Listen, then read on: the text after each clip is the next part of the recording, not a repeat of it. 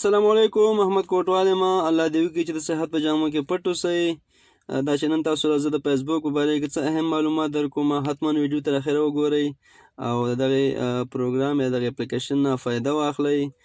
دا چې پر روان ژوند کې موږ تاسو فیسبوک د خپل بیخي ژوند ضرورت ګرځولی دی او تقریبا په هر کور کې هر یو فرد خامخا استعمالوي. په دې کې ډېر داسې سیسټم یا داسې اپلیکیشن نشته دی چې زموږ ستاسو دپاره مخې له اسانتیاوې راولي او څنګه کولی شو چې د خپل فیسبوک نه لا ښه فایدې واخلو.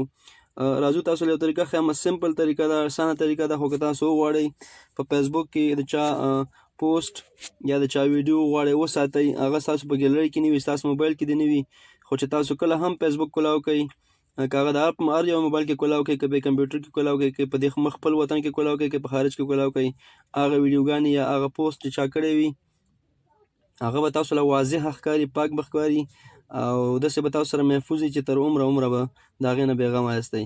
د هغې طریقه څه شی ده؟ طریقه درته ښیمه. کله چې تاسو خپل فیسبوک کولاو کوئ، په فیسبوک کې تاسو ګورئ د اوس پوسټونه شوي دي، ویډیوګانې خلکو ورکړي دي، دا چا خپل نظر وړاندې کړی دی. اوس موږ فرض مثال اوس دغه ویډیو زموږ دا ویډیو ده، اوس تاسو دا ویډیو پلی کومه. أولم ير الإنسان أنا خلقناه من نطفة فإذا هو خصيم مبين. اوس دا ویډیو زما خوښه شوله، غواړم دا ویډیو هر وخت وګورم. څه وخت چې فیسبوک کولاو کوم دا ویډیو له لاسرسي ورسوم، په دې باندې کمنټ وکړم یا د خلکو کمنټونه وګورم، لایک وګورم، که هغه نن وي، که سبا وي، که میاشت پس وي، که هفته پس وي. د دې اسانه طریقه دا یو خو دا دی، مخکې ویډیو کې ما ویلي تاسو چې تاسو ویډیو ډاونلوډ کړئ. په ډاونلوډ کې صرف ویډیو ستاسو ګیلرۍ له ځي او په دې پروګرام کې څه کېږي، په دې پروګرام کې ته دا چا چې پوسټ کړي دا ویډیو، چا پې کمنټ کړي، چا پې لایک کړي، یا څه وخت پې د کمنټ کول غواړئ، څه وخت لایک کول غواړئ، هر وخت لیدلی شي. څه وخت چې ستا زړه وي دا ته لیدلی شي. د دې اسانه او سمپل طریقه دا ده. ګوره تاسو دا ویډیو زما خوښه شوله، دا تاسو د پاس سر کې وګورئ، دا کومې درې ټکي غوندې علامې چې ورکړي دي دا تاسو وګورئ، دا تاسو کلیک کړئ. دا چې تاسو کله کلیک کړئ دې کې ګوره په دې سر کې راځي سیو ویډیو. دغه سیو ویډیو په اول نمبر کې تاسو وګورئ سیو ویډیو. دا چې تاسو کله کلیک کړئ دا ګوره داسې پوښتنه نه کوي چې ما ولا فولډر جوړ کړی دی د احمد په نوم باندې، زه په خپل فولډر کې سیو کوم، او که فولډر نه وي ډایرکټ همداسې د فیسبوک لاین راځي، فولډر نه جوړ کړی نو دا په فیسبوک کې ستا سیو شو. فرض مثال اوس دا ویډیو ورته سیو شوله. اوس دا دی زه تاسو له بل شی ښیم، دغه پوسټ شوی دی، دې پوسټ له غواړم چې دا پوسټ زه وغواړم همیش کله وګورم یا کمنټ پې وکړم یا لیکل پې وکړم. دې پوسټ ساتلو طریقه چې دی، دې پوسټ ساتلو طریقه ډېره اسانه ده.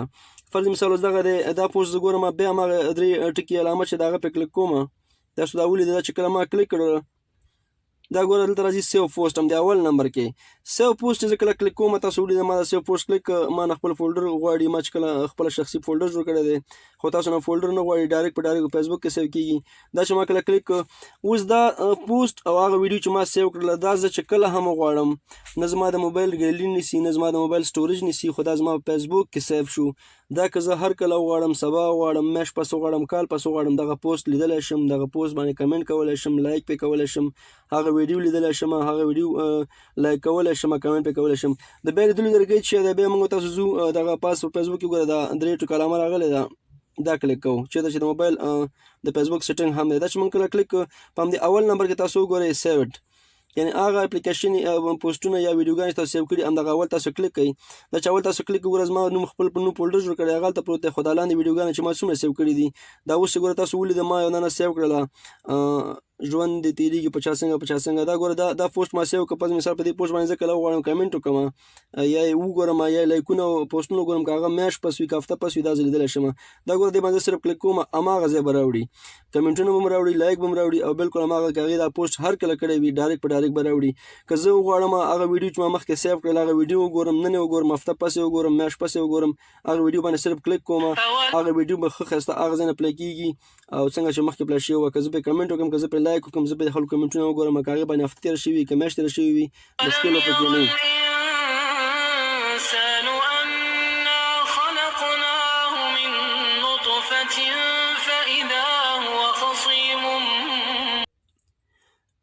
په دې سیټینګ کې یو زبردست خبره دا ده چې که تاسو خپل موبایل فارمیټ کوئ، موبایل ریسټور کوئ، که تاسو خپل موبایل بدل کوئ، ستاسو دا فیسبوک چې کومه حافظه ده دا د فیسبوک پورې تړاو لري.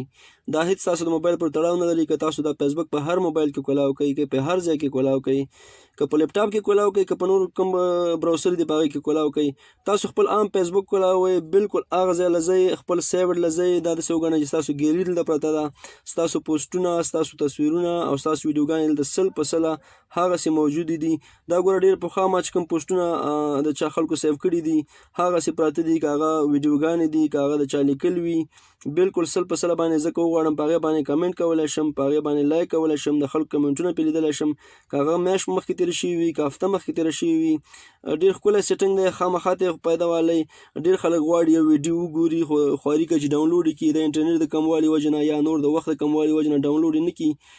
نو که سبا یار دوست له وجې دغسې ویډیو ما فیسبوک کې لیدلې وه یا چا شیر کړې وه، نو د هغې لپاره دا ډېر اسانه لاره ده. تاسو صرف هغه سیو ووایئ، که هغه پوسټ وي، که هغه تصویر وي، که هغه د چا لیکل وي او که هغه ویډیو وي، تاسو صرف سیو پې ووایئ.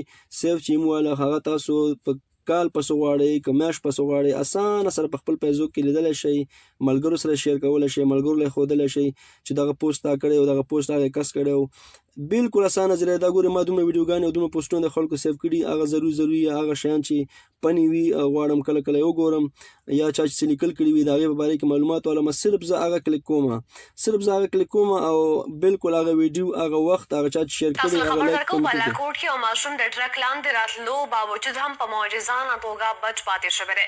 ماشوم ډېره په ترلاسه شوې ویډیو کې ښکاري چې بالاکوټ په علاقه شوپال میدان کې یو ماشوم د سړک نه تېرېدو په دوران ناڅاپي د ټرک لاندې راشي، خو به بالکل که زه دا ویډیو هر وخت وغواړم خپله لیدلی شم، یا ملګرو له ښودلی شم، که د چا پوسټ وغواړم دغه پوسټ وګورئ په تقریبا ډېر وخت مخکې ما سیو کړی دی. دا ګورم دا پوسټ تاسو وګورئ، بالکل هغه وخت به راله ښیي، هغه مطابق به راله ښیي، د خلکو کمنټونه او لیکل به راله ښیي. که زه پرې وغواړم کمنټ وکړم، لیکل وکړم، اوس هم کولی شم، که هغه میاشت مخکې ما سیو کړی وي، که هغه کال مخکې ما سیو کړی وي.